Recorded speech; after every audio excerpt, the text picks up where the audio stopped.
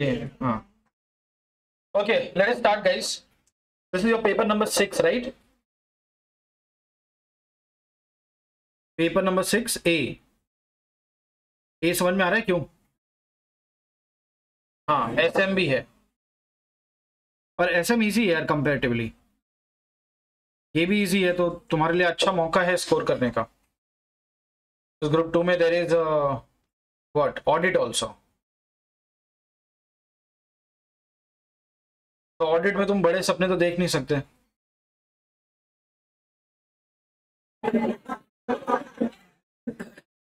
जो भी है ग्रुप 2 के अंदर वो कॉस्टिंग और एफएम भी है तुमको अगर कोई बचा सकता है तो मैं ही हूं उधर हाँ तो बच के रहो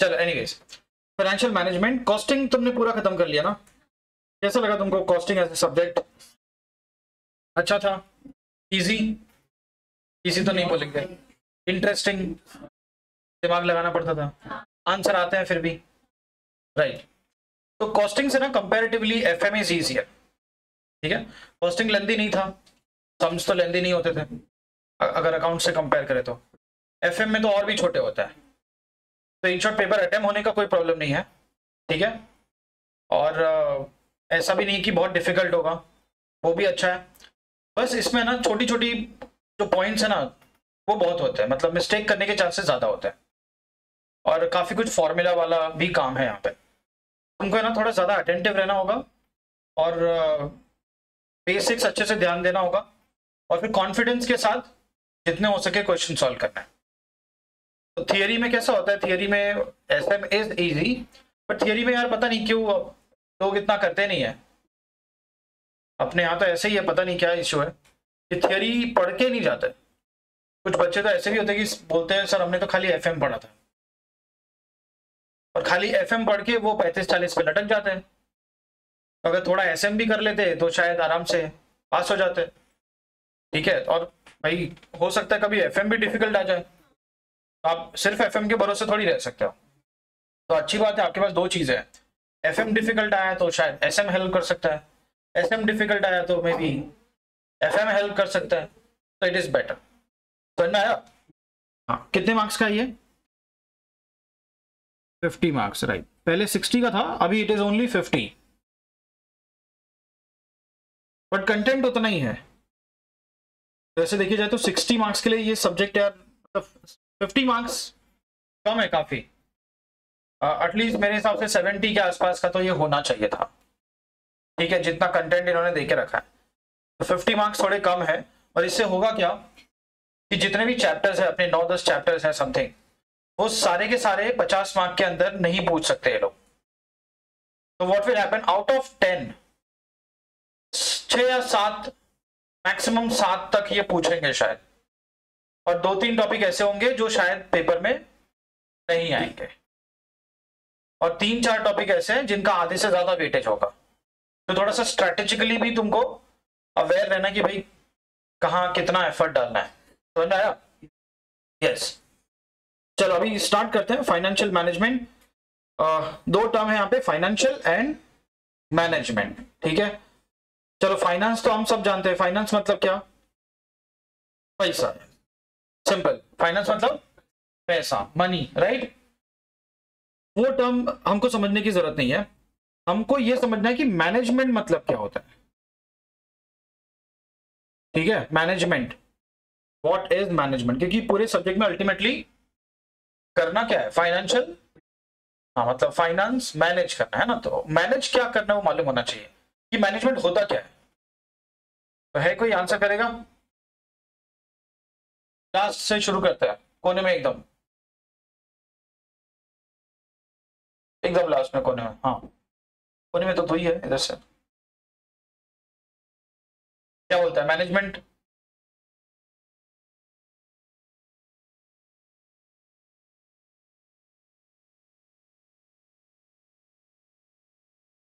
अच्छा कुछ लोग हैं जो पूरी कंपनी को कंट्रोल कर रहे हैं वो तो लोग है यार मैनेजमेंट है क्या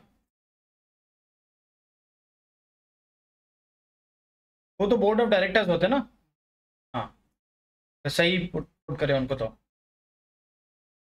और कोई बताएगा?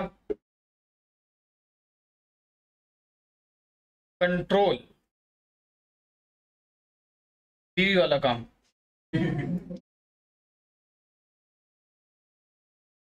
Yes, the right term is management always means decision making.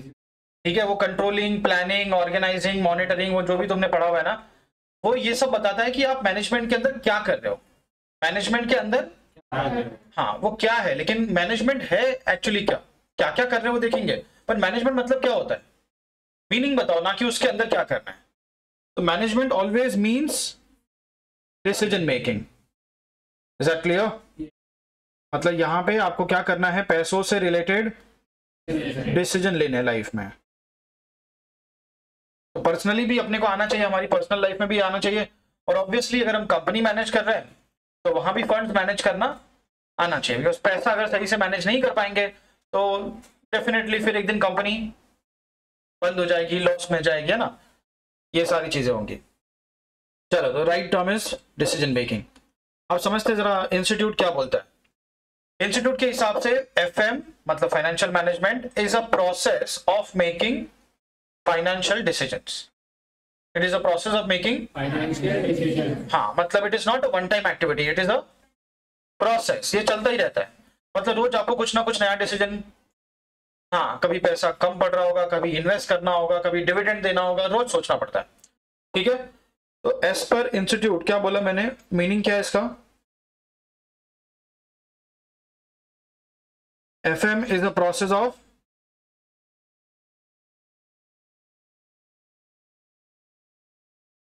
Financial decision making. कौन सा?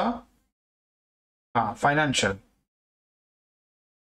पैसों से रिलेटेड डिसीजन लेना है तो वो फाइनेंशियल मैनेजमेंट के अंदर आएगा।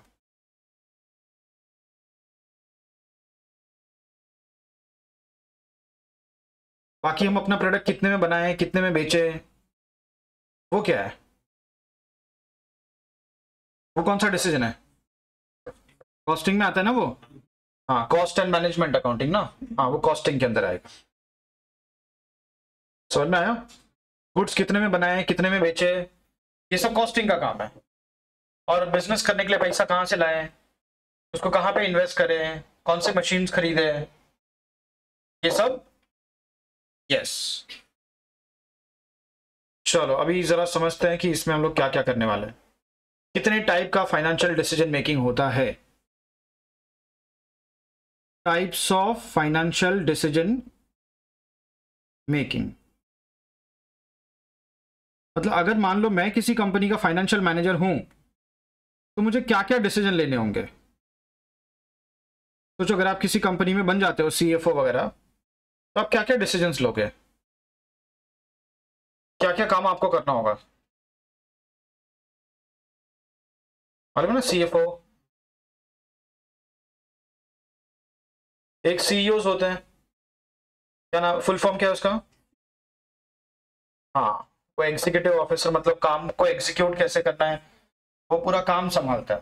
और सीएफओ इज वो फाइनेंशियल संभालता है, फाइनेंस।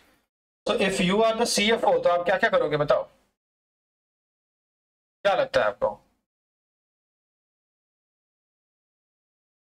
इनफ्लो आउटफ्लो, देखो सबसे पहली बात, बिजनेस करने के लिए पैसा चाहिए होता है ना, तो पहले अपने को ये देखना होगा कि हमको पैसा लाना कहाँ से है, बराबर ना। तो हम लोग भाई अलग अलग जगह पे शेयर इशू करना, बैंक के पास जाना, है ना, अलग अलग इन्वेस्टर्स के पास जाते हैं लोग, बड़े इन्वेस्टर्स के पास, उनके सामने अपना बिजनेस मॉडल रखते हैं, उनसे पैसा मांगते हैं। ये काम प्राइवेटली होता है, उनके ऑफिस में जाके अपॉइंटमेंट वगैरह लेके। आजकल ये टीवी शो पे होने लगा है, बराबर, वो काम ऑफिस में बैठ के होता है कि हम गए पर्सनली किसी बड़े इन्वेस्टर से मिले, उससे डील की, उसने हमारी कंपनी में पैसे लगाए।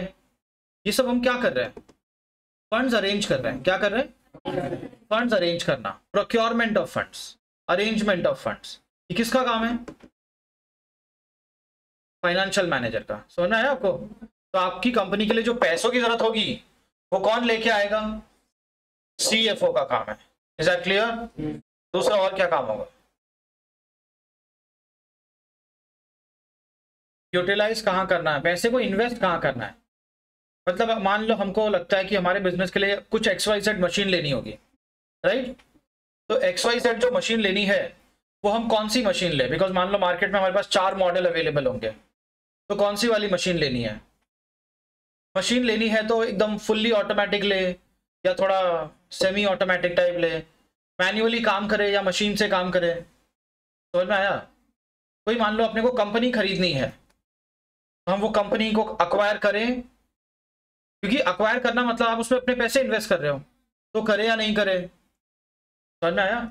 ये सब काम भी किसका है, CFO का। जैसे उधर शार्क्स बैठे होते हैं ना, शार्क्स, वो क्या कर रहे हैं अपनी कंपनी के लिए, कौन सा डिसीजन ले रहे हैं वो पैसा अरेंज करने गए कि इन्वेस्ट करने गए, वो इन्वेस्ट करने गए है ना, राइट। कंपनी देख के वो लोग अपने पैसे इन्वेस्ट करेंगे। क्या मोटिव से इन्वेस्टमेंट करते हैं वो लोग, कि उनका अगर मान लो किसी कंपनी में उन्होंने 1 करोड़ लगा दिया है ना, तो वो 1-2 साल में 2 करोड़ 5 करोड़ 10 करोड़ हो जाए, मतलब हमारा पैसा क्या होना चाहिए, बढ़ना चाहिए, डबल नहीं, क्या होना चाहिए, हाँ करेक्ट। तो इन्वेस्टमेंट करते टाइम हमारा ऑब्जेक्टिव क्या है, पैसा। और जो हम लोग फंड्स अरेंज करेंगे, पैसा कहीं से लाएंगे, तो क्या ध्यान में रखना है अपने को, लोन का जो रेट होगा, इंटरेस्ट रेट, वो कम से कम होना चाहिए। शेयर इशू करना है अगर मान लो, तो कौन अपने को ज्यादा वैल्यूएशन दे रहा है। मान लो कोई 100 रुपए पर शेयर देने को रेडी है, कोई 120 रुपए पर शेयर देने को रेडी है, मैं किसको अपने शेयर इशू करूंगा, ऑब्वियसली। तो इक्विटी में यह देखा जाता है कि कम से कम शेयर होल्डिंग देके कम से कम हम लोग ज्यादा से ज्यादा पैसा उठा सके, ये इक्विटी फाइनेंसिंग है।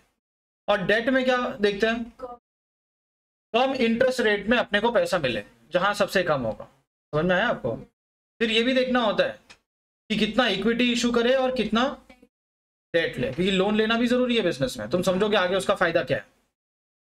और बहुत ज्यादा लोन लेना तो फिर रिस्की हो जाएगा, तो एक बैलेंस भी मेंटेन करना होता है। तो 3 डिसीजन लेने होते हैं, सुनो। पहला आपने क्या बोला, प्रोक्योरमेंट ऑफ फंड्स। कौन सा डिसीजन, प्रोक्योरमेंट मतलब पैसे अरेंज करना, अरेंजमेंट।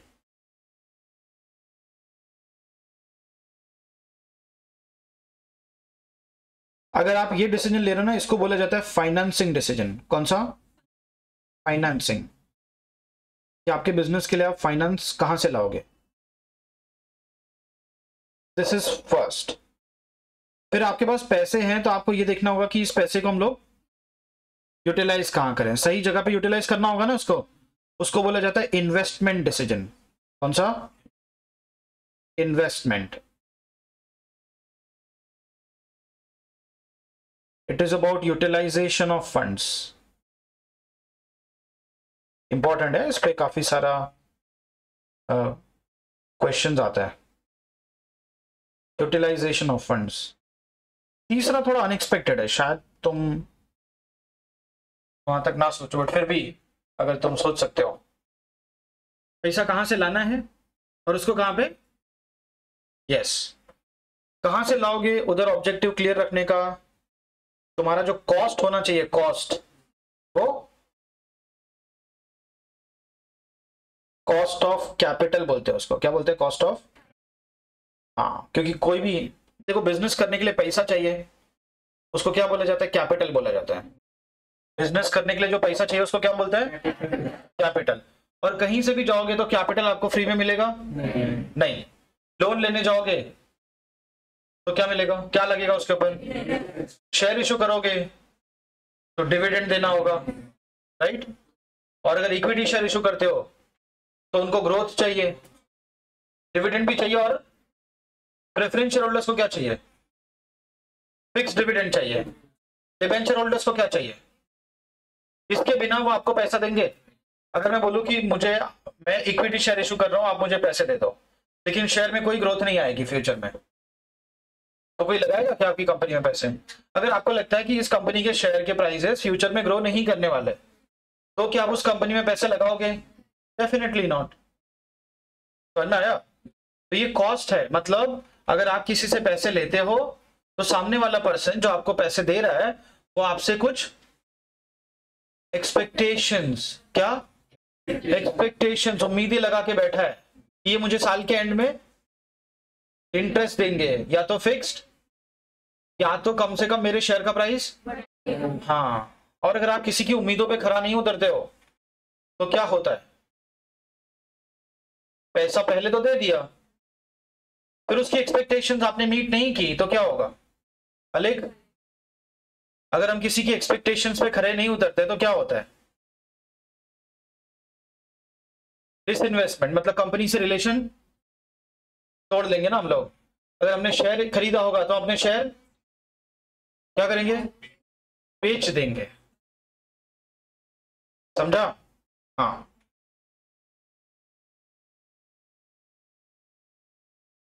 तो कॉस्ट ऑफ कैपिटल कैसा होना चाहिए, ज्यादा से ज्यादा कि कम से कम? कम से कम। तो objective is to keep the cost of capital as low as possible.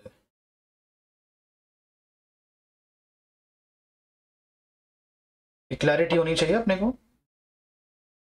फिर इन्वेस्टमेंट करते टाइम आप क्या सोचते हो, जब पैसे को इन्वेस्ट करोगे कहीं पे तो आपका ऑब्जेक्टिव क्या है, ज्यादा से ज्यादा रिटर्न्स मिलने चाहिए ना? हाँ, तो जो रिटर्न ऑन इन्वेस्टमेंट है, क्या बोलते हैं उसको, return on, yes, return on capital employed भी बोल सकते हो, रिटर्न ऑन कैपिटल एम्प्लॉयड, और return on, it should be, हाँ, एज हाई एज पॉसिबल, या तो बोल सकते हो जितना हो सके ज्यादा होना चाहिए, तो दिस शुड बी मैक्सिमम या ऑप्टिमम।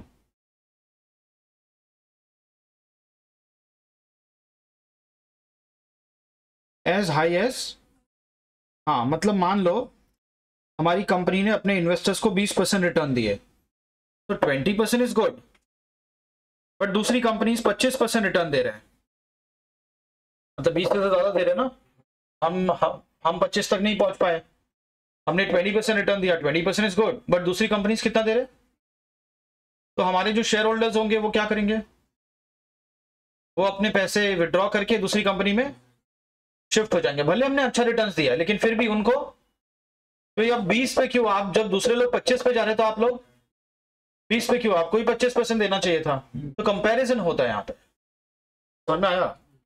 आपको ज्यादा से ज्यादा रिटर्न्स देने होंगे। और तीसरा डिसीजन यार, सोचा तुमने, पैसे लेके आ गए, उसको हम लोगों ने इन्वेस्ट कर दिया, अब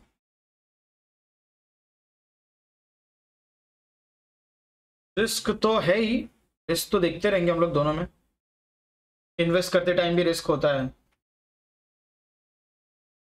और पैसा कहां से लाते हैं उसमें भी रिस्क है, लोन लोगे तो रिस्क ही हो जाएगा। चलो तीसरा मैं बोल देता हूं, इसको मतलब कितना डिस्ट्रीब्यूट करना है, correct, it is about distribution of funds.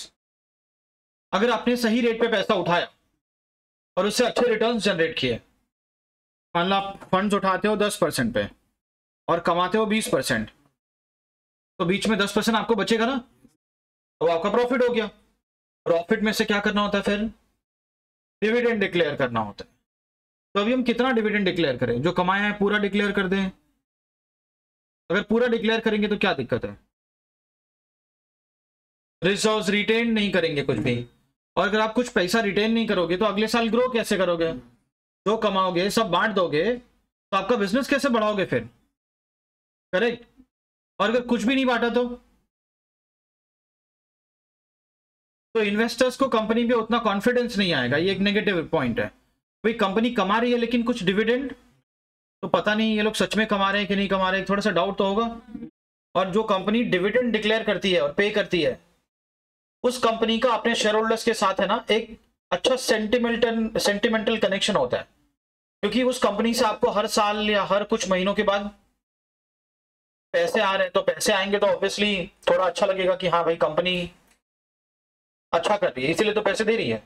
Okay, तो third decision is dividend decision. कौन सा? Dividend decision.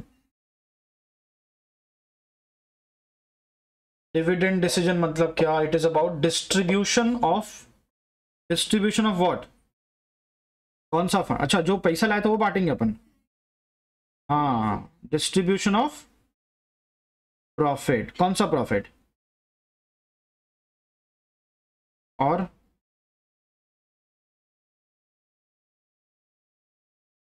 टैक्स के बाद ही ना? यस, समझ में आया? हाँ, तो सुनो अभी जरा, काम बहुत सिंपल है। कम से कम रेट में पैसा उठाओ, उस पर ज्यादा से ज्यादा प्रॉफिट कमाओ, बीच में जो बचेगा वो आपका प्रॉफिट। देखो, मान लो आपके इन्वेस्टर्स आपसे एक्सपेक्ट कर रहे हैं 12% और आप उनको कमा के दे रहे हो 20%। आप मुझसे मांग रहे थे 12, मैंने आपको दिए 20। कैसा लगेगा? अच्छा लगेगा? तुम दूसरों को भी बोलोगे मेरी कंपनी तो बहुत अच्छी है, वहां पे तो बहुत अच्छे रिटर्न्स आ रहे हैं, तो तुम लोग भी एक काम करो, इसी में पैसे लगाओ। और तुम और पैसे लगाओगे, उससे क्या फायदा होगा?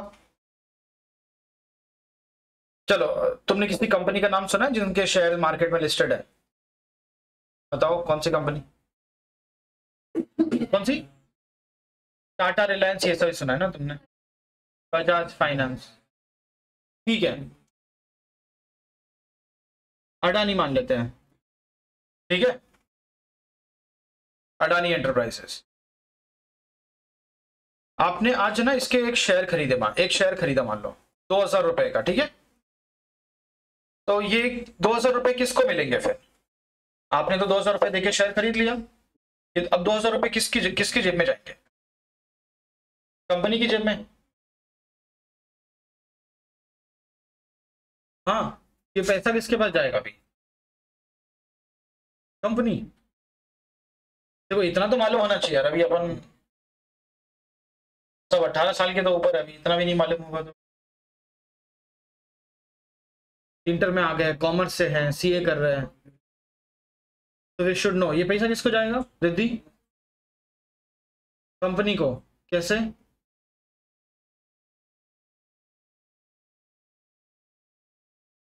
कौन बताएगा?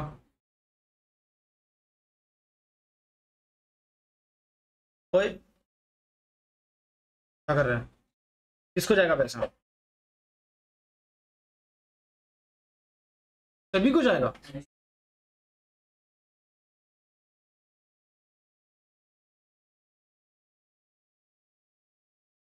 कौन होगा? कोई शेयर होल्डर होगा। पैसा किसको जाएगा?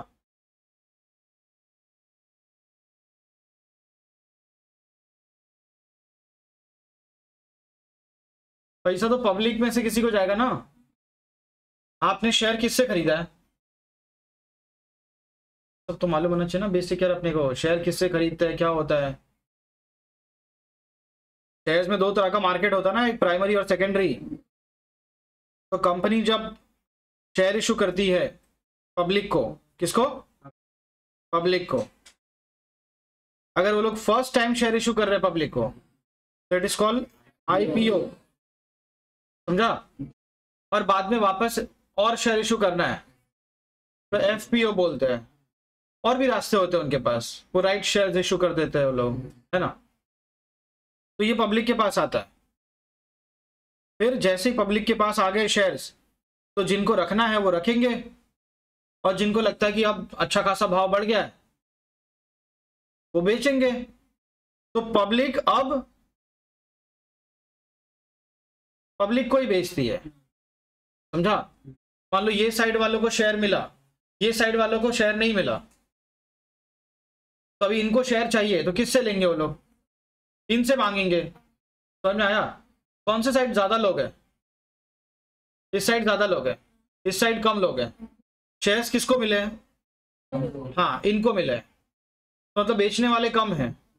इनमें से भी मान लो अभी कितने लोग हैं? 5 7 5 है ना, उधर एक है। 8 बोल रहे हो क्या तुम लोग? इक्विवेलेंट कॉन्सेप्ट है। तो फातिमा को गिन रहा है क्या?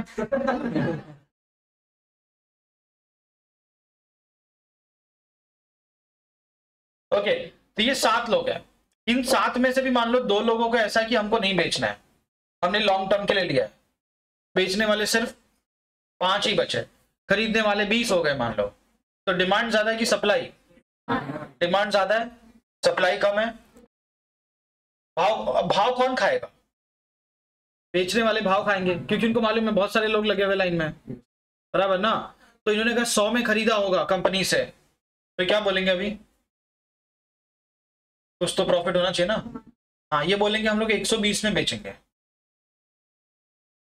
अब इसमें से मान लो कोई रिद्धि को ऐसा है कि चलो ठीक है 120 ही ठीक है, आगे बहुत बढ़ेगा, इसने 120 दे दिया और एक जन से शेयर खरीद लिया, समझा? किससे खरीदा? मान लो फातिमा से खरीद लिया, फातिमा ही ना, थोड़ा 1-2 महीने बाद लेक्चर हो ना। फातिमा से खरीद लिया। अब बाजू में साक्षी को मालूम पड़ा कि अभी अभी फातिमा ने 120 रुपए में शेयर बेचा है, मतलब पब्लिक 120 रुपए दे रही है, तो मैं थोड़ा और बढ़ा के देखती हूँ, तो बोलेगी 125 रुपए।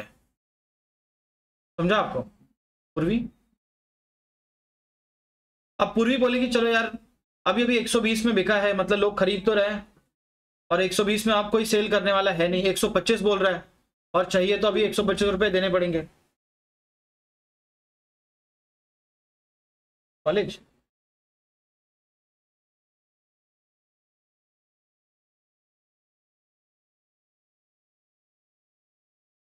बैठ जाओ किधर भी, फटाफट बैठाओ यार उसको। हाँ,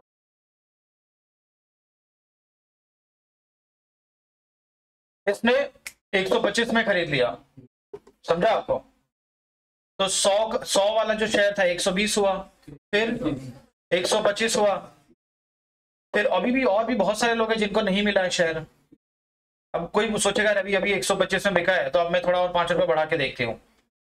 बहुत सारे लोग हैं, उनमें से मान लो अभी 20 में से 10 लोग बोलते नहीं यार 130 बहुत ज्यादा है, पर कोई एक तो ऐसा होगा जो तैयार हो जाएगा, क्योंकि सस्ता महंगा जो है वो इंडिविजुअली डिसाइड होता है कि भाई किसके लिए सस्ता है किसके लिए महंगा। किसी को कोई चीज सस्ती लगती है, किसी को वही चीज महंगी लगती है। जिनको महंगा लग रहा है वो नहीं लेंगे, और जिसको लग रहा होगा नहीं 130 रुपए तो ठीक ही है वो ले लेगा। तो ऐसे करते करते भाव बढ़ता जाता है। वही अगर मान लो इतने सारे लोगों को मिल गया, कंपनी जब शेयर इशू करती है लिमिटेड शेयर इशू करती है, पॉपुलेशन तो तुम जानते ही हो, तो उसमें से बड़ा लॉट साइज था, काफी सारे शेयर थे, इतने सारे लोगों को मिला, इतने लोगों को नहीं मिला। सेलर्स बहुत हो गए, अभी बायर बहुत कम है। उसमें दो को लगता नहीं ये कंपनी के शेयर तो मैं कभी खरीदूंगा ही नहीं, तो ये तो वैसे भी नहीं आएंगे। अब बचे सिर्फ 4-5 लोग। अब ये 4-5 लोग देखेंगे कि यार मार्केट में बहुत सारे लोग बेचने को रेडी हैं, कोई खरीदने वाला ही नहीं है, तो अब ये भाव खाएंगे। इतने सारे लोग हैं तो कोई ना कोई तो भाव कम करेगा ही, क्योंकि इनको तो बेचना है ही। और हर कोई क्या रिटायरमेंट के लिए शेयर नहीं खरीदता है, लोग ऐसे भी होते हैं जो लेते हैं, कुछ प्रॉफिट लॉस हो नहीं हो महीने 2 महीने के अंदर उसको, क्योंकि उनको दूसरे शेयर में जाना होता है, तो बेचेंगे ही बेचेंगे। और अगर सेलर ज्यादा बायर कम तो शेयर के प्राइसेस कम हो जाएंगे। मतलब शेयर का जो पूरा खेल है वो किसका है? डिमांड और। तो अगर मैं मान लो कोई शेयर खरीदता हूं तो पैसा किसको मिलता है? कंपनी को नहीं मिलता। कंपनी को तो पहली बार मिलता है बस, कंपनी ने 100 रुपए में शेयर इशू कर दिए, बाद में वही पब्लिक जो है 200-200 में बेच रही है लोगों को, इससे कंपनी को 1 रुपया नहीं मिलेगा। ये सारा पैसा किसको जाएगा? पब्लिक को ही जाएगा। तो अगर मेरी कंपनी का शेयर कोई ज्यादा भाव में खरीद रहा है उसमें मेरा क्या फायदा? पैसा तो एक भी नहीं आएगा, कि पैसा तो जो 100 रुपए आना था वो आ चुका है। और अगर ज्यादा से ज्यादा लोग शेयर बेच रहे हैं पेटीएम की तरह, मालूम है पेटीएम का शेयर आया था 2000 रुपए पे, कंपनी ने पब्लिक को दिया था 2000 रुपए पे, और वो शेयर खरीदने वाला कोई था ही नहीं मार्केट में ऑलमोस्ट। बेचने के लिए लोग ऐसे, लोगों को ना ऐसे बेचैनी होने लगती है कि एंग्जाइटी होने लगती है, यार मैंने शेयर तो खरीद लिया लेकिन कोई सामने अभी बायर ही दिख रहा, तो बेचू किसको? कि लोग शेयर खरीदते ही क्यों है?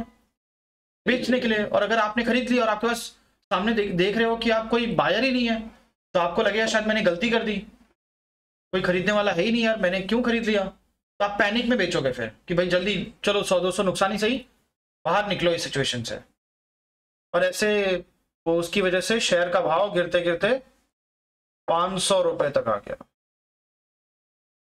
और आज मुश्किल से 1000 रुपए के आसपास पहुंच रहा है, गिरते चढ़ते जैसे भी है। तो सोचो जिसको पब्लिक ने कंपनी ने 2000 में शेयर दिया था, वो आज उसको कितने में बेच रहे हैं? 1000 में बेच रहे हैं। मतलब अपना पैसा उन्होंने क्या कर दिया? कंपनी ने पब्लिक के पैसे आधे कर दिए। समझ में आया? इससे पेटीएम को कोई नुकसान हो रहा है क्या? उनको तो मिल गए 2000, अब उनके शेयर होल्डर का कुछ भी हो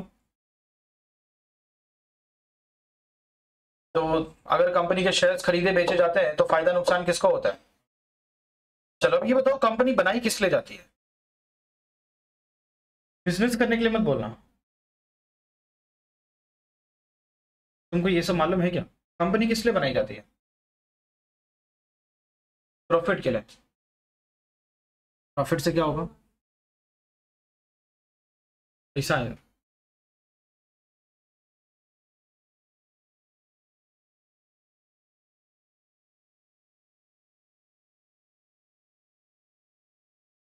देखो, कंपनी बनाने का एक ही पर्पस है, कोई भी बिजनेस। मान लो 10 लोगों ने मिलकर कंपनी बनाई, ठीक है, फिर बाद में और भी लोग जुड़े क्योंकि उनको और बिजनेस एक्सपांड करना था, और लोगों से पैसे लेने थे, और लोगों को अपने बिजनेस में थोड़ा थोड़ा ओनर बनाया उन्होंने। अभी हजारों लाखों लोग आ गए। अभी कंपनी का एक ही पर्पस है कि जो कंपनी के शेयर होल्डर्स हैं, ओनर्स हैं, उनको फायदा होना चाहिए। कंपनी बनाने का जो सबसे बड़ा मोटिव है वो एक ही है कि जो हमारे शेयर होल्डर्स हैं, जो हमारे ओनर्स हैं, जिन्होंने कंपनी बनाई है या तो नहीं बनाई तो बाद में उसमें पैसे लगाए, वो रिस्क ले रहे हैं, उनको फायदा होना। तो कंपनी बनाने का एक ही मोटिव है कि शेयर होल्डर्स अमीर होने चाहिए, उनका वेल्थ और बढ़ना चाहिए। और अगर कोई कंपनी अपने शेयर होल्डर्स को अमीर नहीं बना रही है और गरीब बना रही है, मतलब वो कंपनी बनाने का ऑब्जेक्टिव ही पूरा नहीं हुआ, फेल हो गया वो। तो पेटीएम जैसी कंपनी जिसने 2000 रुपए में शेयर इशू किया और पब्लिक को वो शेयर 500-1000 रुपए में बेचना पड़ रहा है, तो क्या इसमें पब्लिक का फायदा हुआ? क्या जो उनके ओनर्स हैं उनका फायदा हुआ इसमें? ओनर्स मतलब खाली वो उसको प्रमोटर को मत देखो, पब्लिक भी है, 50% से ज्यादा तो पब्लिक ही है। तो क्या पब्लिक को फायदा हुआ इसमें? नहीं, नुकसान हुआ ना। मतलब ये कंपनी को मैं कैसा मानूंगा? एज ऑफ नाउ फेल है ये। इसने अपने इन्वेस्टर्स के साथ अच्छा, ये कंपनी बनाने का ऑब्जेक्टिव ही, हाँ, भले वो लोग ऑनलाइन ट्रांसफर कर रहे होंगे, पब्लिक के लिए कन्वीनियंस है, जो भी है, पर कंपनी है किसकी? उनको फायदा हुआ क्या? तो क्या मतलब है कंपनी का? Is that clear? तो what is the objective of forming a company? Company क्यों बनाते हैं? या फिर हम किसी कंपनी में, चलो हमने बनाया नहीं लेकिन बाद में हम उसमें ओनर बन रहे हैं, क्यों बनते हैं? अपनी वेल्थ बढ़ाने के लिए। आज दुनिया में जितने भी अमीर लोग हैं, टॉप 10 में से 2-4 नाम तो तुमको मालूम होंगे, वो क्यों अमीर है? आज के टाइम पे सबसे अमीर कौन चल रहा है? एलोन मस्क है ना। हाँ, ट्रम्प के आने के बाद से तो डबल हो गया वो। दोस्त है, पूरा ट्रम्प को फंडिंग उसी ने दी है। इलेक्शन लड़ने के लिए जो भी पैसा चाहिए वो सारा मस्क ने दिया है, कैंपेन भी किया है, और दोनों मिलके काम कर रहे हैं। समझो समझो मस्क गवर्नमेंट है वो, is not Trump government. Okay, इसने पैसे दिए और अभी ट्रम्प की गवर्नमेंट बन गई है, राइट? हाँ, अब हम ये सोच रहे हैं कि ये जो एलॉन मस्क है उसके पास इतने पैसे जो आए, उसने मतलब एक अमेरिका जैसी गवर्नमेंट खुद के दम पे खड़ी कर दिया ना, तो ये इतना अमीर कैसे हुआ है? क्या है इसके पास? क्या ये इसके पास ऐसे तेल के कुएं वगैरह हैं दुबई के शेख लोगों की तरह? नहीं ना। क्या है इसके पास? आज इसके पास ऐसा क्या है कि ये इतना अमीर है? कहीं कैश उसने गाड़ के रखा है क्या? शेयर्स है इनके पास, क्या है? हाँ, ये जो भी अमीर लोग हैं या ये किसी ना किसी कंपनी के प्रमोटर्स हैं। समझा आपको? इन्होंने कंपनीज बनाई हुई है और उन कंपनी के ये आज भी मेजॉरिटी शेयर्स होल्ड करते हैं, और वो शेयर्स की आज मार्केट में इतनी वैल्यू है कि अगर वो आज के आज वो शेयर्स बेच दे, समझा आपको, तो उनके पास 200-300 बिलियन डॉलर उतना पैसा आ जाएगा। ये है उनकी नेटवर्थ। तो जब टेस्ला या बाकी जो कंपनीज है मस्क की, एलन मस्क की, जब उनके शेयर के प्राइसेस बढ़ते हैं, बराबर, तो एलन मस्क और क्या होते जाता है, अमीर होते जाता है। लेकिन क्या सिर्फ एलन मस्क ही अमीर हो रहा है? और कौन हो रहा है साथ में? भाई उसके पास सारे शेयर्स तो नहीं होंगे ना, 20-30-40% होंगे। बाकी 60% शेयर किसके पास है? पब्लिक के पास है। तो पब्लिक भी तो साथ में अमीर हो रही है। अगर अडानी के शेयर के प्राइसेस बढ़ रहे हैं तो अडानी के पास तो खाली 30% शेयर है या 40% है, 50% है। बाकी 50% किसके पास है? पब्लिक के पास है।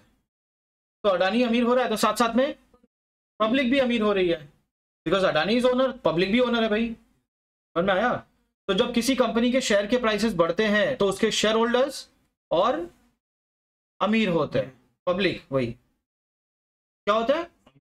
हाँ मत, और इसका मतलब यह है कि कंपनी जिसलिए बनाई गई थी वो काम हो रहा है। समझ में आया?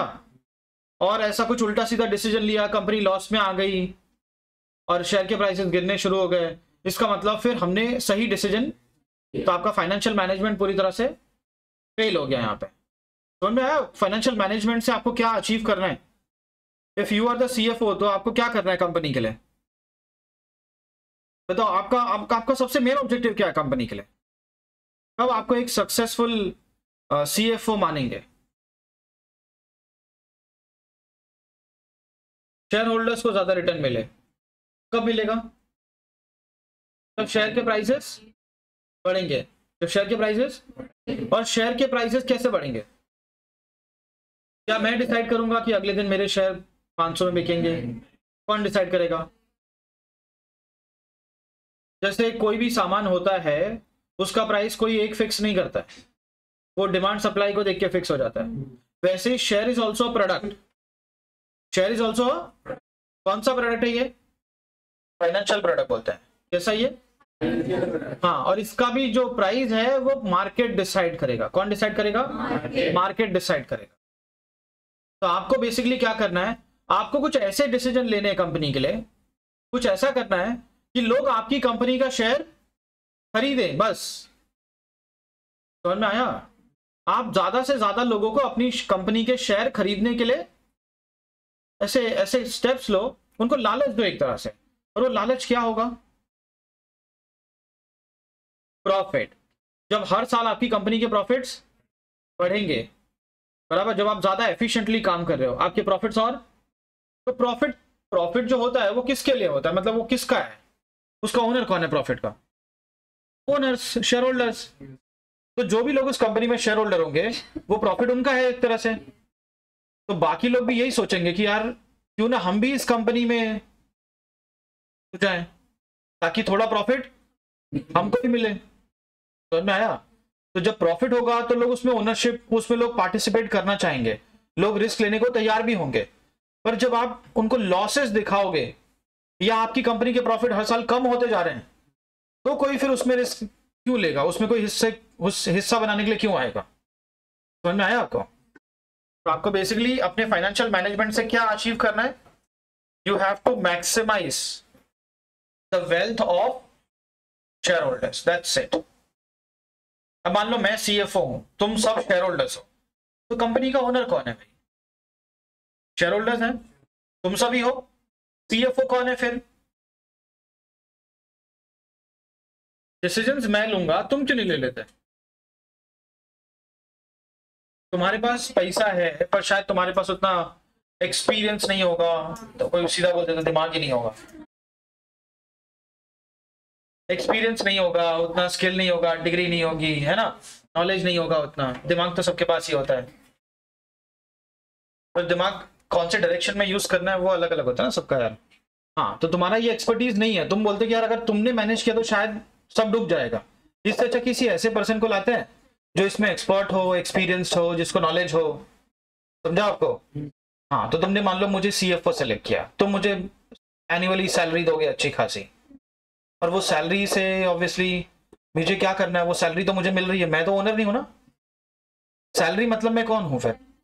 एम्प्लॉय हूं, बस अच्छी खासी सैलरी है, इज्जत है, तो CFO बनना अच्छी बात है, समझ में आया आपको? तो still at the end CFO is an employee, और एम्प्लॉई का काम क्या होता है? काम करना, कुछ भी बोल देते। एम्प्लॉई, नौकर, नौकर का काम क्या होता है? वो सब छोड़ो, मैं नौकर और मालिक की बात कर रहा हूं भाई। मालिक जो बोलेगा, जो उसकी इच्छा होगी वैसा करो, समझ में आया क्या? अगर आप मान लो किसी के यहाँ पे एज अ शेफ कुक काम करते हो, तो आपका ऑब्जेक्टिव क्या है? मालिक का जो खाने का मन कर रहा है वो अच्छे से अच्छा बना के खिलाओ, ताकि वो और खुश हो, बराबर? तो आपकी पगार और बढ़ेगी। और ऑब्वियसली आप एज एन एम्प्लॉय, आपका यही काम है कि सामने वाला आपसे जो काम करने को बोल रहा है वो आप अच्छे से करो, ताकि उसमें उसका भी भला हो और हम भी लॉन्ग टर्म तक, बराबर ना? तो what is the objective of financial management? Simple है, हम ये फाइनेंशियल मैनेजमेंट से क्या अचीव कर लेंगे? हम कंपनी को और अमीर बनाएंगे। कंपनी मतलब, देखो, कोई कंपनी के शेयर के प्राइसेस बढ़ रहे हैं, प्रॉफिट हो रहा है, अब क्या कंपनी उस पैसों से कहीं बाहर घूमने फिरने जा सकती है? क्या कंपनी शाम को किसी रेस्टोरेंट में, बार में जाके पार्टी कर सकती है? नहीं कर सकती। मतलब फिर प्रॉफिट होके फायदा क्या है? आप कंपनी कंपनी करो ही मत। कंपनी मतलब कौन? यस, वो जो बैरियर है ना दोनों के बीच का, जो पर्दा है, उसको हटा दो अभी। कंपनी का प्रॉफिट हुआ मतलब, कंपनी का लॉस हुआ मतलब, कंपनी, अगर कंपनी की वैल्यू बढ़ती है मतलब, यस, कंपनी अपने आप में कोई नहीं है, company is an artificial person. नुकसान होगा तो किसका होगा? शेयर होल्डर्स का होगा। फायदा भी होगा तो किसका होगा? समझ में आया? तो as a CFO my objective is simple, कि जो मेरे शेयर होल्डर्स हैं, जिसने मुझ पे भरोसा करके मुझे यहाँ पे बिठाया है, मैं उनके लिए काम करूं और उनको और अमीर बनाऊं, उनकी वेल्थ और मैक्सिमाइज करूं। Is that clear?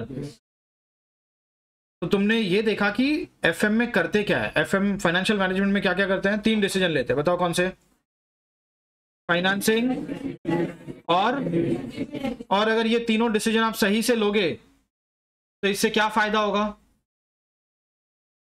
कंपनी की शेयर प्राइस बढ़ेगी, प्रॉफिट बढ़ेगा, प्रॉफिट बढ़ेगा तो लोग आपकी कंपनी का शेयर और खरीदेंगे, तो डिमांड बढ़ेगी, डिमांड बढ़ेगी तो अपने आप शेयर के भाव बढ़ेंगे। मतलब जो शेयर होल्डर्स हैं वो और, हाँ, मान लो आपने 100 में खरीदा था और डिमांड आ रही है तो आप 150 में बेच सकते हो, तो आप कंपनी से क्या लेके निकले हो? फायदा, आप अमीर होके निकले हो। यही तो चाहिए ना?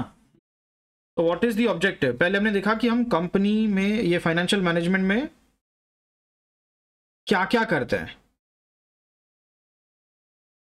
क्या क्या मतलब कितने टाइप का काम करते हैं, व्हाट, ठीक है? Next is why are we doing financial management. Why का मतलब ऑब्जेक्टिव। हम पूछते हैं ना कि ये क्यों कर रहे हैं, तो इससे अपने को क्या हासिल होगा। तो ऑब्जेक्टिव क्या है फाइनेंशियल मैनेजमेंट का? Objective is simple, wealth maximisation of shareholders. ये बात समझ में आई आपको? हाँ। तो कोई भी ऐसा काम नहीं करना है जिससे हमारे शेयर के प्राइसेस कम हो जाए और हमारे इन्वेस्टर्स को, हाँ, कि कोई भी शेयर होल्डर ये पसंद नहीं करता है, करेक्ट? हाँ। तो जब भी आप ये देख रहे हो, कुछ भी नया करते हो, तो आपको 3 क्वेश्चन पूछने चाहिए अपने से, कि हम ये क्या कर रहे हैं, दूसरा हम ये क्यों कर रहे हैं, फिर तीसरा क्वेश्चन आता है कि कब कैसे करना है। कैसे करना वो तो लास्ट में आता है, सबसे पहले हम क्या कर रहे हैं और, हाँ, अगर आपको पसंद आया कि हाँ ये क्यों कर रहे हैं और इसमें क्या क्या है, तो फिर आप आगे बात करो कि अब ये कैसे करना है। कैसे करना मतलब आप अग्री हो गए ना, हाँ मैं काम करूंगा, कैसे करना है, बट ये करना भी है कि नहीं करना है, उसके लिए पहले आप देखोगे इसमें क्या क्या है और करना क्यों है, बराबर? हाँ, अगर कोई आपसे बोले कि कुछ काम है, ये है, आपको लगा हाँ ये सब तो ठीक है, पर आपने देखा कि फॉर एग्जाम्पल आपको किसी को ट्रेनिंग देनी है या कुछ सिखाना है, अच्छी बात है, राइट? सिखाना है किसी को, एजुकेशन के बारे में बात कर रहे हो आप, अच्छी खासी नॉलेज। फिर बाद में देखा आपने कि ऑब्जेक्टिव, कि क्यों सिखाना है, तो ऑब्जेक्टिव ये है कि वो जो लोग हैं वो कहीं बॉम्ब ब्लास्ट करने जा रहे हैं, इसलिए उनको आपको थोड़ा इंजीनियरिंग वगैरह सिखाना है सब। बोलो, सिखाओगे आप? नहीं सिखाओगे? भले अच्छा है, किसी को सिखाना अच्छी बात है, लेकिन क्यों? अब अगर फिर कैसे की बातें नहीं आएगी, फिर तो आप वहीं बोलोगे नहीं नहीं। समझ में आया आपको? तो क्या, क्यों और अब ये कैसे वाला जो सवाल है ना, वो ऑब्वियसली एक एक दिन में तो नहीं होगा, तो हम लोग पूरे अगले 1 महीने में ये सीखेंगे कि अपन ये काम कैसे करेंगे। बट समझ में आया आपको व्हाट इज फाइनेंशियल मैनेजमेंट? हाँ, और बेसिक चीज़ें भी भाई थोड़ा समझ में ध्यान रखो कि कंपनी शेयर इशू करती है कैसे, आईपीओ होता है, फिर सेकेंडरी मार्केट में शेयर बाइंग सेलिंग होती है, लिस्टिंग बोलते हैं उसका। सेकेंडरी मार्केट में शेयर क्या हो जाते हैं? लिस्ट होते हैं, बीएससी, एनएससी, ये जो हमारी एजेंसीज है यहाँ पे, बीएससी का फुल फॉर्म क्या है? हाँ, और एनएससी बराबर। कौन पुराना है इसमें, बॉम्बे या नेशनल? इसका पहले इसको किस नाम से बुलाते थे लोग? डी स्ट्रीट, दलाल स्ट्रीट, दलाल स्ट्रीट ही बोलते हैं ना। अरे वॉल स्ट्रीट कहाँ का है? अमेरिका का है। देखो, फाइनेंशियल मैनेजमेंट अगर समझना है तो आपको ये बेसिक चीजें मालूम होनी चाहिए कि वो शेयर्स क्या होते हैं, उनके भाव कैसे बढ़ते हैं। समझ में आया? हाँ, तो ये आप करोगे फाइनेंशियल मैनेजमेंट। खाली फॉर्मूला वाला काम नहीं कि फॉर्मूला रट लिया और लगा दिया। ठीक है, एनीवेज ये समझ में आया आपको? इंस्टीट्यूट के हिसाब से एफएम का मतलब क्या? प्रोसेस ऑफ, कितने टाइप का डिसीजन होता है? कौन से 3? इन्वेस्टमेंट और फाइनेंशियल, मतलब पैसा कहां से लाना है, राइट? प्रोक्योर कहां से, सोर्सेस क्या है पैसे लाने के, है ना? और उस टाइम पे आपको ध्यान क्या रखना है कि आपका cost of capital should be as low as. Investment का मतलब पैसे को हम कहां पे यूज करें, और उसको हम बोलते हैं यूटिलाइजेशन ऑफ फंड्स। और उस टाइम पे ध्यान रखना है कि हमारा ROI, return on investment, should be, हाँ, सबसे ज्यादा रिटर्न जहां मिलेगा वहां इन्वेस्ट करेंगे। और तीसरा, साल के एंड में आपको ये डिसीजन लेना होगा कि हमने जो प्रॉफिट कमाया है उसमें से हम कितना डिस्ट्रीब्यूट करें और कितना पैसा रिटेन करें। आपको लग रहा है कि अगले 2-3 साल तक तो कुछ एक्सपांशन का प्लान नहीं है, मतलब हम उस पैसे को कहीं यूज करने वाले तो नहीं है, तो आपको क्या करना चाहिए? फिर डिविडेंड बांटना चाहिए, क्योंकि अगर आप पैसा रिटेन करके रखोगे और उसको सही तरीके से यूज, क्योंकि आपके कोई प्लान ही नहीं है यूज करने के, वो ऐसे खाली पड़ा रहेगा, और खाली पड़ा रहेगा तो उस पर रिटर्न आएंगे नहीं। तो शेयर होल्डर फिर ये बोलेगा साल के एंड में, यार पैसा आपने रखा लेकिन आपने उस पर कुछ कमाया ही नहीं, इससे अच्छा तो आप वो पैसा हमको दे देते, हम लोग कहीं और इन्वेस्ट कर देते। फिर तो अगर आप पैसा रख रहे हो तो कम से कम जो शेयर होल्डर एक्सपेक्ट कर रहा है उतना आपको, और आपको लगता है उतना नहीं कमा सकते हो तो मत रखो, फिर वो पैसा दे दो। समझा आपको? फिर रिटेन करने की जरूरत, हाँ, और भी बहुत सारी चीजें यार। तो ये 3 हमारे डिसीजन मेकिंग यहाँ पे है, और हम लोग ये सब काम क्यों कर रहे हैं? सबसे important question, what is the objective? Wealth maximisation of. और वेल्थ मैक्सिमाइजेशन कैसे अचीव होगी? Wealth maximisation will be achieved through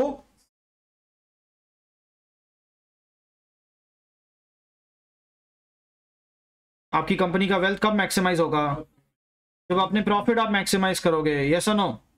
yes, clear? और प्रॉफिट मैक्सिमाइजेशन होगा तो अपने आप वेल्थ बढ़ेगी। तो ये बेसिक है, ये आपको मालूम होना चाहिए। क्वेश्चन सॉल्व करने में शायद इसका कोई काम नहीं आएगा, बट इसके बिना आप आगे बढ़ोगे तो फिर वो सम सॉल्व करने का मतलब भी नहीं होगा। तो आपको मालूम होना चाहिए आप ये क्यों कर रहे हो। समझ में आया आपको? यस। और एफएम में जो बैलेंस शीट बनती है ना,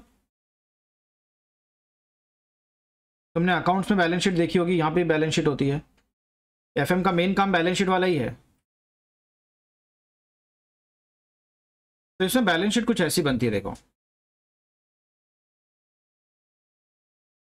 आगे काम में भी आएगा अपने को। यहाँ बैलेंस शीट में हम लोग जो दो साइड बना रहे हैं, इसको मैं असेट और लाइबिलिटीज नहीं बोलूंगा, इसके नाम में थोड़े से अलग रखूंगा।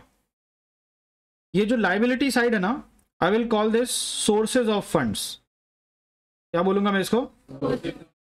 मतलब किसी कंपनी की बैलेंस शीट की लाइबिलिटी साइड देख के आपको ये मालूम पड़ेगा कि वो कंपनी पैसा कहां से ला रही है। समझ में आया आपको? वो कंपनी पैसे कहां से ला रही है। बोलो क्या क्या दिखता है आपको असेट की लाइबिलिटी साइड, इसमें बैलेंस शीट की लाइबिलिटी साइड में?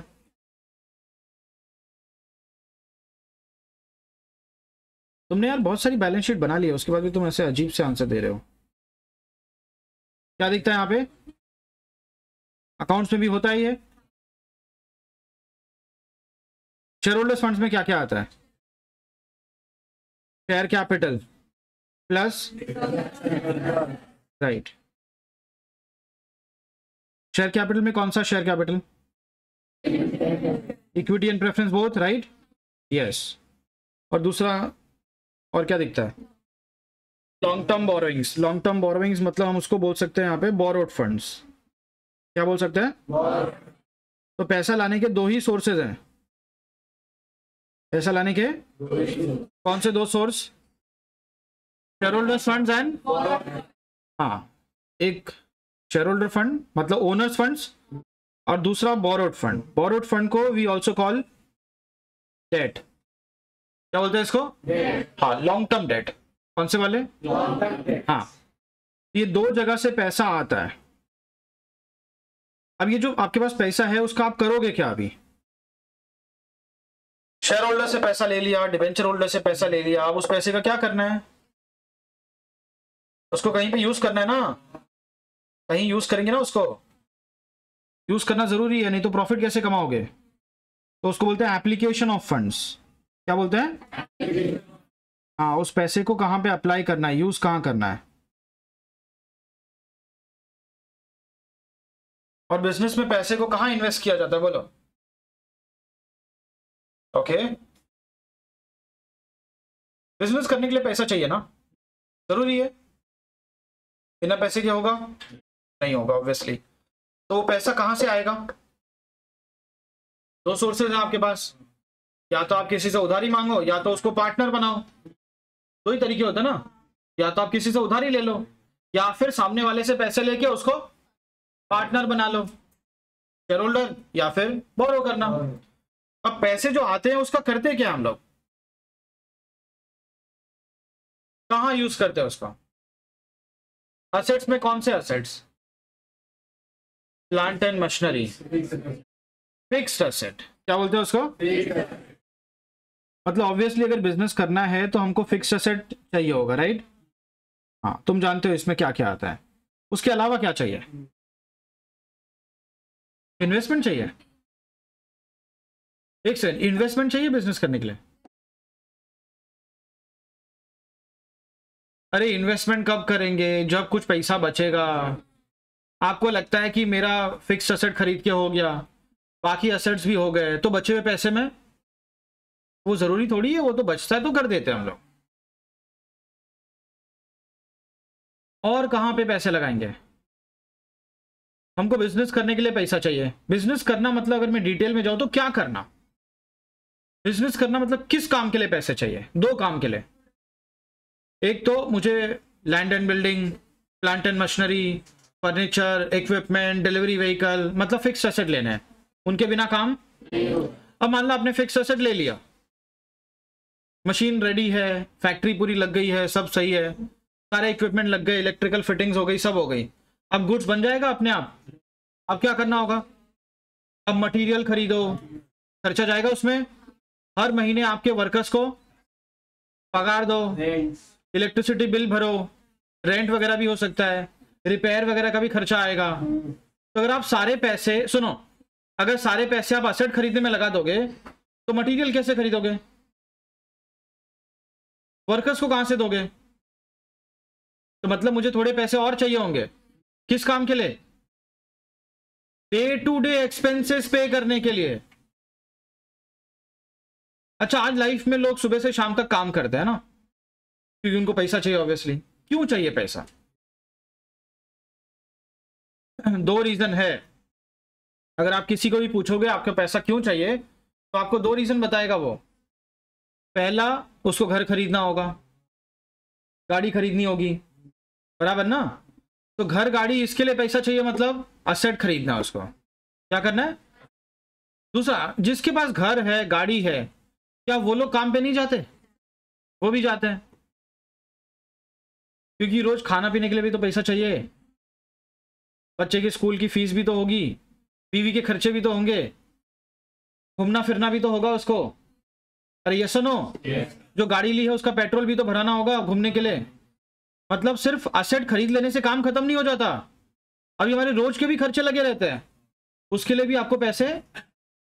तो कंपनी को दो काम के लिए पैसे चाहिए, एक फिक्स्ड एसेट खरीदने के लिए, दूसरा डे टू डे एक्सपेंसेस पे करने के लिए। अच्छा, डे टू डे एक्सपेंसेस कहां से पे होता है?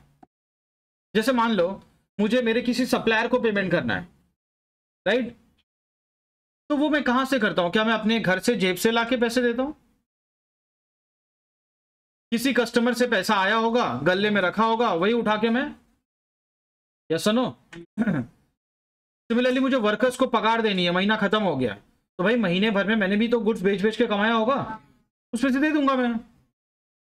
इलेक्ट्रिसिटी बिल भरना है, तो वो भी जो कमाया होगा उसमें से निकाल के दे दूंगा। तो उसके लिए अलग से पैसा क्यों चाहिए?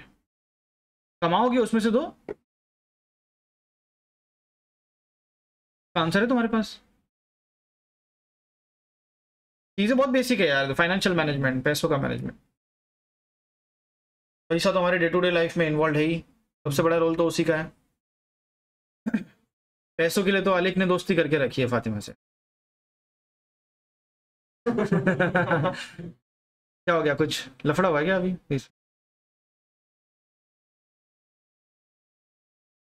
पानी पूरी। नहीं, घर से पैसे आते हो देता नहीं किसी को, 100 रुपये बताता है वो खाली, बस अभी भी 100 रुपये ही आ रहे हैं ना। तो पैसा है ना इंपॉर्टेंट। Yes obviously. बोलो अभी, जब मुझे अब मैं लोगों से कमाऊंगा उसी में से पे कर दूंगा, है ना। सप्लायर को देना है तो कस्टमर से आएगा, दे दूंगा। इलेक्ट्रिसिटी बिल भरनी है तो महीने भर में जो कमाया होगा उसमें से दे दूंगा। तो फिर आपको अलग से क्यों पैसा चाहिए ये सब खर्चे के लिए? आप कमाओगे उसमें से दो ना फिर। आपने आज मान लो नई नई कंपनी चालू की, आज नारियल फोड़ा है तुमने, उद्घाटन किया है, बराबर, नारियल भी मशीन के अंदर डाल दिया, फूट गया वो। गाड़ी खरीदते तो टायर के अंदर डालते हैं, मशीन रहेगी तो उसके अंदर डाल देंगे।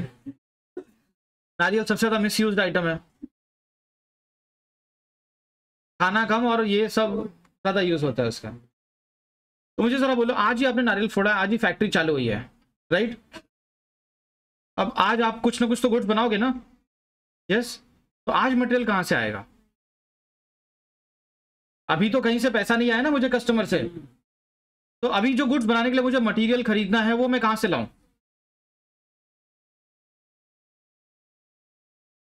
तुमको समझ में आया मैंने क्या बोला है? हाँ। कि भाई आपको कस्टमर से पैसा आएगा, आप उसमें से पे कर सकते हो, लेकिन डे वन से पैसा आएगा क्या?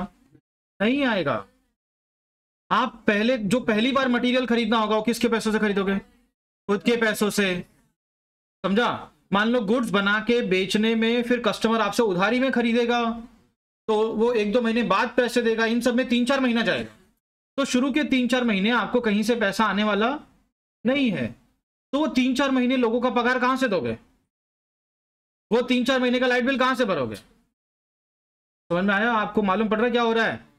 देखो आप, ये जो है ना, ये एक पैसा जो है ना सर्कुलेट होता रहता है, कस्टमर से आएगा वही आप सप्लायर को दोगे, वो बराबर है, एक साइकिल है। क्या ये साइकिल एक बार घुमाना पड़ता है फिर वो अपने आप घूमेगा, लेकिन वो जो पहली बार घुमाना पड़ता है वो किसको घुमाना पड़ेगा? वो हमको घुमाना पड़ेगा।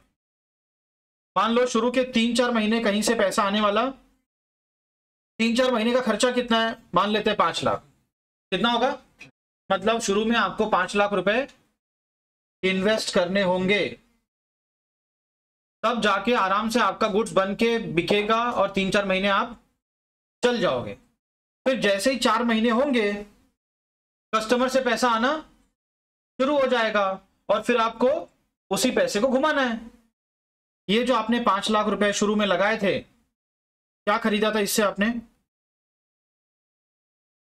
ये जो 5 लाख रुपए आपने बिजनेस में लगाया, इससे क्या खरीदा आपने?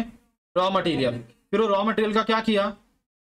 प्रोसेस किया, प्रोसेस करके कंप्लीट किया उसको, फिर बेचा, बेचा तो किस में कन्वर्ट हो गया? फिर डेटर से आप वापस, हाँ, ये सब में कितना टाइम जाएगा? 3-4 महीने। तो 3-4 महीने में आपका कैश वापस आप घूम के आपके पास दिख रहा है क्या आपको? मटेरियल खरीदा, गुड्स बनाए, बेचा, 3-4 महीने में घूम फिर के आएगा, लेकिन 3-4 महीने बाद आएगा, आज के आज। और वो 3-4 महीने में आपको आपका बिजनेस जो है वो खुद के पैसों से रन करना पड़ेगा। तो ये 5 लाख रुपए आप डालो और 3-4 महीने बिजनेस करो, उसके बाद ये 5 लाख रुपए घूम फिर के आपके पास आ जाएगा और फिर इसी पैसे को घुमाते रहो। मतलब जो आपको पैसा इन्वेस्ट करना है वो बार बार इन्वेस्ट सिर्फ शुरू में करना है। शुरू में कितने टाइम के लिए? 3-4 महीने। आपको लगता है कि जब तक आपको कस्टमर से पैसा आना शुरू नहीं होता तब तक के लिए आपको पैसा लगाना है। और ये जो है ये टाइम वेरी करता है। मान लो अगर कोई रोड पे समोसा बना के बेच रहा है तो उसको 3-4 महीने की जरूरत नहीं है, वो 1 दिन के अंदर अपना पैसा घुमा देगा, राइट? समोसे खाने का सही समय क्या होता है? शाम को, है ना? कुछ लोग उल्टा भी करते हैं, सुबह सुबह समोसे खाते हैं। नहीं, मैं हाँ राजस्थान में गया था ना, मैं अजमेर में, तो मैं एग्जांपल दे रहा था कि लोग शाम को समोसे खाएंगे, तो लोग हंसने लगे, बोलते सर हमारे यहाँ तो सुबह ही खाते हैं। तो सुबह भी खाते हैं। और मैंने बोला इडली डोसा, बोलते ये सब शाम को खाते हैं, इडली डोसा ये सब शाम को खाते हैं, और ये समोसा और वड़ा पाव कचौरी ये सब सुबह खाते हैं। तो है, अजीब लोग है। तो सुबह सुबह हमने रॉ मटेरियल खरीदा, राइट? हाँ, दोपहर तक आलू बॉईल कर दिया, आटा वो रेडी कर दिया गूंद के, तो दोपहर तक ये क्या बन गया? क्या बन गया? ये वर्क इन प्रोग्रेस। सुबह मटेरियल खरीदा, दोपहर तक WIP, और शाम के 3-4 बजते ही क्या बन गया? ये फिनिश गुड्स। और डेटर वाला स्टेप तो एलिमिनेट हो गया यहाँ से, क्योंकि उधारी में पहले कूपन लो फिर समोसा खरीदो, और तुरंत जैसे ये फिनिश गुड्स बना, लोग तो मतलब एडवांस में ऑर्डर देके खड़े रहते हैं कि मेरे 5 समोसे, मेरे 10 समोसे, अच्छी जगह पे तो ऐसे ही होता है। तो ये तुरंत फिनिश गुड्स बनते ही, तो कढ़ाई में WIP में था तभी कैश में कन्वर्ट हो गया था, फिनिश गुड्स तो बाद में हुआ। ये साइकिल भी चेंज हो गया ना, ऐसे ही होता है। कढ़ाई में भी बुक हो चुका था, मेरे 5 लोग वेट कर रहे हैं, तो ऐसे ही है भाई। कुछ लोग और होते हैं जिनको अगले लॉट में मिलेगा, ये लॉट पूरा बुक हो चुका है। तो सेम डे सुबह 7 बजे सामान खरीदा और शाम के 7-8-9 बजे तक कैश वापस आ गया। कितने का सामान खरीदा था मैंने? मान लो 20,000 का सिर्फ, और वो 20,000 मेरे पास शाम तक प्रॉफिट के साथ आ गए। अगले दिन जब मटेरियल खरीदना होगा तो वही 20,000 जो मैंने कल लगाया था उसी से आज भी काम हो जाएगा। मतलब इनको सिर्फ कितने दिन का पैसा चाहिए बस। तो इसके लिए ज्यादातर लोग जब उनको जॉब वॉब नहीं लगती तो वो समोसा, चाय और मोमोज ये सभी बनाते हैं, क्योंकि उसमें वर्किंग कैपिटल साइकिल 1-2 दिन का ही होता है, बस 1-2 दिन संभालना है। समझ में आया भाई? अगर मान लो आप मूवी बना रहे हो, मूवी, और गलती से आपने आमिर खान को ले लिया, तो इसका ऑपरेटिंग साइकिल 3 साल का हो जाएगा। उसकी मूवी ऐसे रिलीज होती है ना भाई। तो ये मूवी कितने साल में बनेगी? 2 साल में। 1 साल जाएगा एडिटिंग और प्रमोशन में, मालूम है ना, वो उसका प्रमोशन का तरीका भी थोड़ा। तो कहीं 3 साल में जाके ये पैसे प्रोड्यूसर को वापस मिलेंगे। वो भी आएंगे कि नहीं आएंगे भरोसा नहीं है उसमें। मतलब आप जो पैसे लगाओगे 3 साल बाद आएंगे, तो 3 साल तक आपको अपनी जेब से पैसा लगाना है। एक्टर्स को सैलरी कहां से देनी है? अपनी जेब से। वॉर्ड बॉयज और ये, सॉरी वॉर्ड बॉयज बोल रहा हूं मैं, स्पॉट बॉयज तो इसमें होता है ना, हॉस्पिटल में होता है, स्पॉट बॉयज होते हैं, स्पॉट बॉयज। हाँ?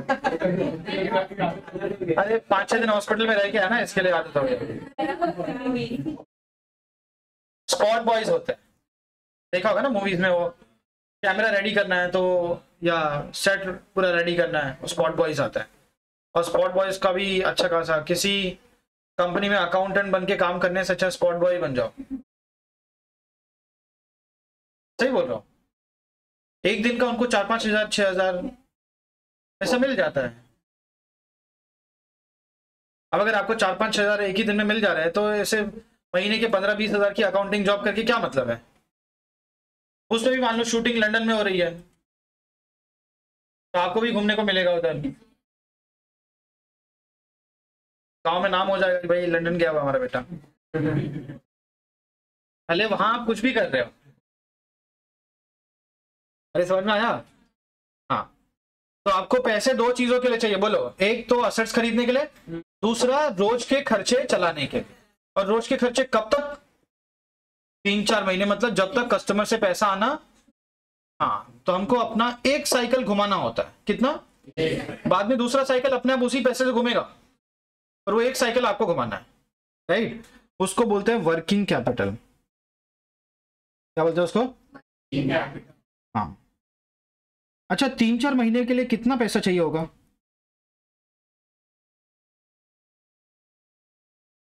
मुझे मालूम है कि भाई 3-4 महीने तक कहीं से पैसा आने वाला, तो 3-4 महीने मुझे खुद चलाना है काम, तो उसके लिए कितना पैसा अरेंज करूं?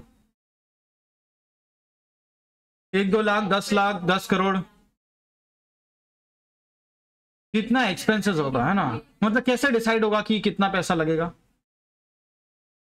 कितने यूनिट्स आप बनाने वाले हो, है ना। आपका बिजनेस कौन से स्केल पे आप बिजनेस करो ना, कितने यूनिट्स बनाओगे, और जो प्रोडक्ट आप बना रहे हो कितना महंगा है, राइट। तो प्रोडक्ट की कॉस्टिंग भी है।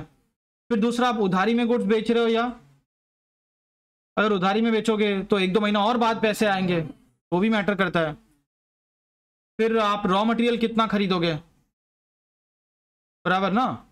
अगर आप मान लो थोड़ा थोड़ा रॉ मटेरियल खरीदने वाले तो कम खर्चा लगेगा, और मान लो रॉ मटेरियल हम कहीं से इंपोर्ट करता है, ठीक है, लेटेस्ट से वो ईरान, इराक या यहाँ से, वहाँ भरोसा ही नहीं होता कब वॉर शुरू हो जाए। तो जब भी वो वॉर रुक जाती है बीच में, तो हम लोग 6 महीने का सामान मंगा लेते हैं, बाद में अगले 6 महीने लड़ो तुम लोग। तो उतना पैसा भी चाहिए ना अपने को। तो डिपेंड करता है कि आप एक साथ में कितना मटेरियल खरीदते हो, आपको गुड्स बेचने में कितना टाइम जाएगा, फिर वर्कर अपने कस्टमर से, डेटर से कलेक्शन करने में कितना टाइम जाएगा। तो बहुत सारी चीजें हैं, समझ में आया आपको। हाँ, तो ये सब पे डिपेंड करता है। बाकी मैथमेटिकली कैसे आता है वर्किंग कैपिटल? कौन सा asset? Fixed asset, current asset minus. हाँ, ये मालूम है कि नहीं? वर्किंग कैपिटल बोला मतलब करंट एसेट माइनस, क्या नहीं सुना क्या पहले?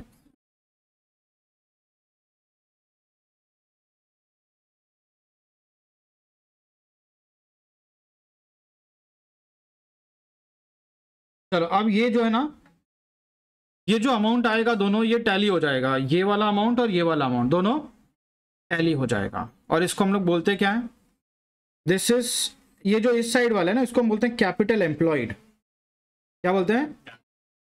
मतलब हिंदी में इसको ट्रांसलेट करो, हिंदी में ट्रांसलेट करो। हमने बिजनेस के अंदर कितना कैपिटल लगाया हुआ है, राइट। हाँ, कितना लगाया हुआ है? मान लो ये टोटल मिल गया 100 करोड़। कितना लगाया हुआ है? हाँ, अब मुझे जानना है कि ये 100 करोड़ में कहाँ से लाया हूं। तो ऊपर देख सकते हो आप, कितना शेयर, कितना डिबेंचर, उसमें भी कितना इक्विटी, कितना प्रेफरेंस, राइट।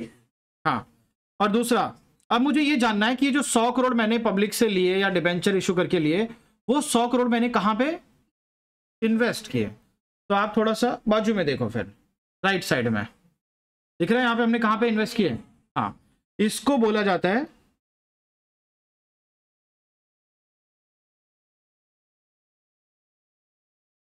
थोड़ा सा अजीब लगेगा तुमको, क्या बोलते हैं इसको भी? मतलब हमने बिजनेस में कितना पैसा लगाया, बात यही है। हाँ, बस सोर्सेस साइड से मालूम पड़ता है कि वो 100 आपने लाया कहाँ से, और यहां मालूम पड़ता है कि वो 100 आपने, that is why balance sheet should always tally. अगर आप 100 रुपए लेके आए हो बिजनेस में तो आप बताओ कि वो 100 रुपए का आपने, यस, आप 100 लाए हो और हिसाब मिल रहा है खाली 90 का, तो बाकी के 10 कहां गए? क्वेश्चन उठेगा ना फिर तो। That is why the balance sheet should always, आप किसके पैसों से बिजनेस कर रहे हो? तो मुझे उनको बताना कि देखो आपने जो मुझे 100 रुपए दिए थे, मैंने वो 100 रुपए कहां कहां पे, उसमें से अगर 1 रुपया भी कम पड़ेगा तो उंगली किसके ऊपर उठेगी? कंपनी नहीं, किसके ऊपर? मेरे ऊपर, कि पैसे कौन मैनेज कर रहा था, तो कहां गए पैसे? समझ में आया? It should tally. अब मैंने एक चीज पे काफी ध्यान दिया यहाँ पे, वर्किंग कैपिटल। तुमको समझ में आया होगा वर्किंग कैपिटल क्या है ना? और अपने को एक काम करना होता है इसमें एस्टिमेशन करनी होती है कि हमको कितना अमाउंट वर्किंग कैपिटल का चाहिए होगा, कितने पैसे चाहिए होंगे, क्योंकि मुझे पहले ही एस्टिमेशन लगाना है और पहले ही वो पैसा मार्केट से उठा लेना है। क्या बार बार मैं फंड्स उठाने जाऊंगा ना तो बहुत सारे प्रोसीजर फॉलो करने होते हैं, मैं बार बार थोड़ी शेयर इशू कर सकता हूँ, बार बार लोन नहीं ले सकता हूँ, तो मैं पहले ही एस्टिमेशन लगा लूँ और वो पैसे उठा लो एक बार में। Is that clear? अच्छा, आपको लगता है कि 10 करोड़ में काम हो जाएगा, तो ठीक है, 10 करोड़ प्लस 2 करोड़ और ले लो, चलो थोड़ा सेफ्टी भी रख लो, 12 करोड़ उठा लो, उसमें आपका आराम से 3-4 महीना निकल जाएगा और 3-4 महीने के बाद का तो टेंशन है ही नहीं। Is that clear? हाँ, तो वर्किंग कैपिटल में इसलिए फोकस कर रहा हूँ बिकॉज अपना पहला चैप्टर भी यही होने वाला है, एस्टिमेशन ऑफ, मतलब हम क्या करने वाले हैं, हमको बिजनेस करने के लिए कितना वर्किंग कैपिटल चाहिए वो एस्टिमेट करेंगे। वो क्या करेंगे?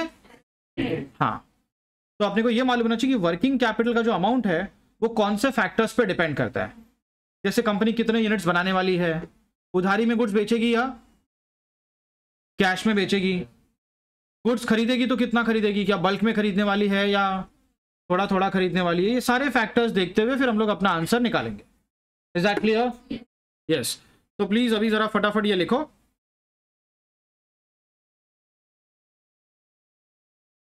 दिस इज 50 मार्क्स, बट आपको एटलीस्ट मेरे हिसाब से 300 पेजेस की बुक चाहिए होगी, 300, 250 to 300। हाँ, वो 100 पेज वाली बुक लेके आते ना लोग, फिर वो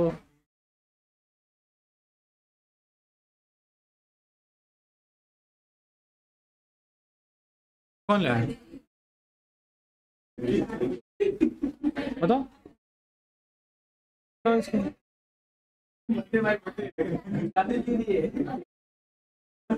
दूसरी बुक लो,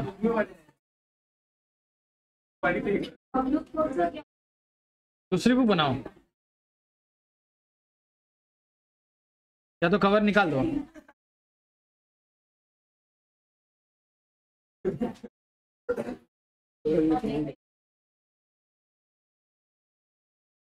होमवर्क तो है बहुत सारे है इसमें, तो अलग से होमवर्क है, इस वक्त होमवर्क ऐसे है।